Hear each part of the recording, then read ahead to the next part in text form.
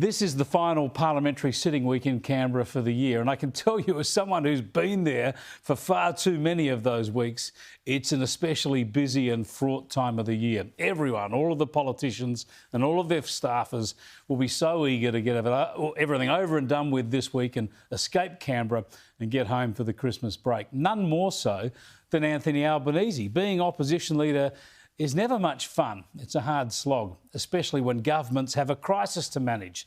They are, politically at least, the easiest times for governments and the toughest for oppositions.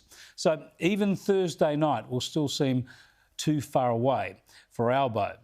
As for Scott Morrison, he addressed his joint coalition party room this morning, and he did it from a position of strength, unity and popularity. It has been hard. And over the course of this year, Australians have probably looked to and relied upon the strength and stability and unity of their government, more so than they have for many generations. The Prime Minister is sending his team off to Christmas in a pretty solid position, knowing they'll return to Canberra in what's likely to be an election year. And while the government is in a good position politically, there are plenty of problems for the nation to confront, of course, and the Prime Minister wanted his team to be focused on their many challenges. Still, as he listed them off, I noticed a glaring omission. See if there's an obvious challenge missing for you too. And there'll be no shortage of challenges next year. The challenges of aged care, significant, but we will meet them.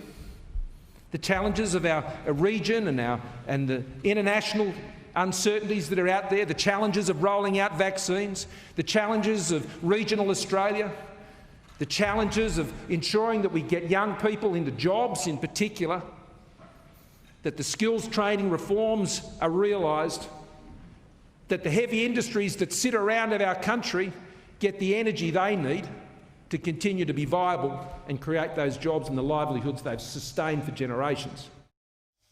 Yeah, plenty of challenges, but there is one he didn't mention, isn't there?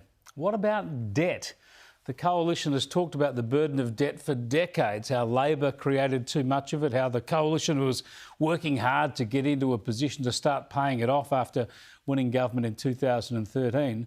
Now we're heading to more than $1 trillion in debt, fuelled by record deficits, eye-watering deficits. And there was no mention of it in that little address anyway.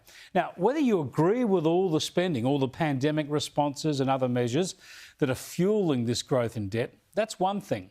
But you can't ignore the debt. Good debt or bad, low interest rates or not, the right priorities or the wrong ones, the debt is still there.